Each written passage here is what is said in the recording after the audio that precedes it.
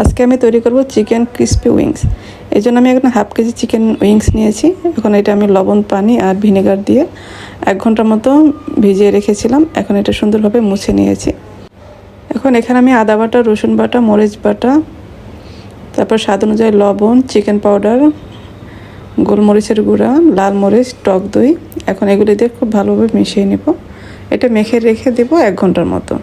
এদিকে আমি 1 ঘন্টা পরে ফিরে আসলাম। একটা বোলে আমি ময়দা নিয়েছি, কর্নফ্লাওয়ার নিয়েছি, চিকেন পাউডার নিয়েছি, গোলমরিচ নিয়েছি আর মরিচের গুঁড়া নিয়েছি, আর এখানে ঠান্ডা বরফ পানি নিয়েছি। প্রথমে আমি চিকেনের উইংসগুলি ময়দার মিশ্রণে দিয়ে নিব, দিয়ে একটু কোট করে নিব। তারপরে যে বরফ ঠান্ডা পানির মধ্যে দিয়ে দিব। তারপর পানিতে আমি 1 মিনিটের মতো রেখে পরে আবার উঠে আবার সেই ময়দার মিশ্রণে দিব। ময়দার মিশ্রণে এটা সুন্দরভাবে কোট করে নিতে হবে, একদম চেপে চেপে কোট করে নিতে হবে।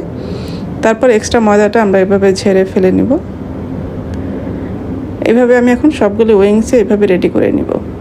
তারপর আমি ভাজতে চলে আসলাম। ভাজার জন্য চুলায় পর্যাপ্ত পরিমাণ তেল গরম করে নিয়েছি। একদম হাই হিটে তেলটা গরম করে নিতে হবে। তারপর চিকেন উইংসগুলি দিয়ে আমরা এটা 10 মিনিটের মতো ভেজে নিয়েছি। এই তো আমার তৈরি হয়ে গেল খুবই মজার ক্রিস্পি চিকেন উইংস। এটা লং ভিডিও কিন্তু পেজে দেওয়া আছে, চাইলে দেখে নিতে পারেন।